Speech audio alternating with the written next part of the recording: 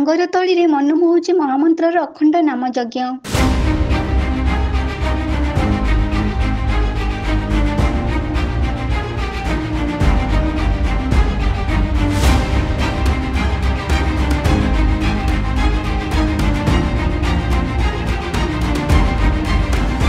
ଆଜିକା ଦିନରେ ସର୍ବଶ୍ରେଷ୍ଠ ମହାମନ୍ତ୍ର ହରିନାମ ମହାମନ୍ତ୍ର।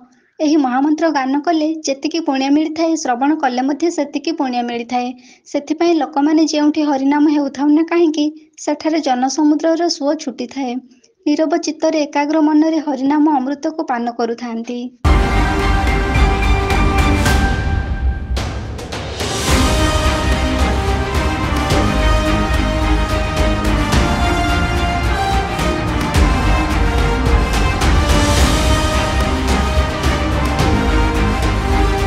ସେମିତି ଏକ ହରିନାମ କେନ୍ଦୁଝର ଜିଲ୍ଲା ସଦର ବ୍ଲକ ଅନ୍ତର୍ଗତ ରାଇସୁଆଁ ଗ୍ରାମ ପଞ୍ଚାୟତର ଟାଙ୍ଗରତଳି ଗ୍ରାମରେ ମହା ଆଡମ୍ବରରେ ଆୟୋଜନ ହୋଇଯାଇଛି। ଗ୍ରୀଷ୍ମର ଅସହ୍ୟ ତାତିକୁ ବେଖାତିର କରି ସମସ୍ତେ ଛୁଟି ଯାଉଛନ୍ତି ଯଜ୍ଞ ମଣ୍ଡପକୁ। ହରିନାମ ମହାମନ୍ତ୍ରରେ ଯେ ଏମିତି ଆକର୍ଷଣ ରହିଛି ତାହା ଏଠାରେ ସ୍ପଷ୍ଟ ଭାବେ ଜଣାପଡୁଛି।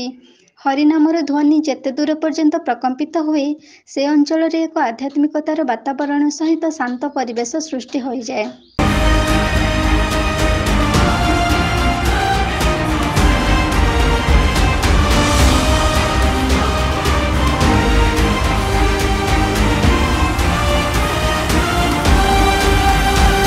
ଖୁବ୍ ଜାକଜକମରେ ଚାଲିଛି ଟାଙ୍ଗର ତଳିରେ ହରିଭଜନର ମହାମନ୍ତ୍ର। ହରିନାମ ପ୍ରେମୀଙ୍କ ଗହଳ ଚହଳ ମଧ୍ୟରେ ଯଜ୍ଞ ମଣ୍ଡପ ଉଛୁଳି ପଡୁଥିବା ବେଳେ ହରିନାମ ଧ୍ୱନିରେ ପ୍ରକମ୍ପିତ ହୋଇଉଠୁଛି ସାରା ଅଞ୍ଚଳ। ସଂକୀର୍ତ୍ତନ ମଣ୍ଡଳୀ ମାନଙ୍କ ଦ୍ୱାରା ଆଧୁନିକତାର ଢଙ୍ଗରେ ନୃତ୍ୟ ସାଙ୍ଗକୁ ଆଧୁନିକ ସ୍ୱରର ହରିନାମ ଗାନ ଦର୍ଶକମାନଙ୍କୁ ମନ୍ତ୍ରମୁଗ୍ଧ କରି ବାନ୍ଧି ରଖି ପାରିଛି।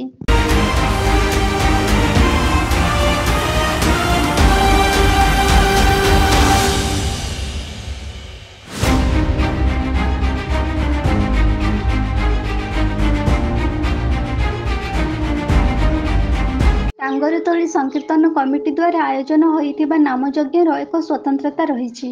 ହରିନାମ ସର୍ବଶ୍ରେଷ୍ଠ ନାମ ଆଜିର ଦୁନିଆରେ ଅମୃତପାନ ହୋଇଥିବା ବେଳେ ଅନେକ ଗ୍ରାମରେ ମଧ୍ୟ ଏହି ନାମଯଜ୍ଞ ଆୟୋଜନ ହେଉଅଛି। ପ୍ରାୟ ଗ୍ରାମରେ ହରିନାମକୁ ଆପଣେଇ ନେଇ ସତତାପରୁ ମୁକ୍ତି ମିଳୁଛି ବୋଲି ଶ୍ରଦ୍ଧାଳୁ ତଥା ହରିପ୍ରେମୀ ବିଶ୍ୱାସ ରଖିଛନ୍ତି।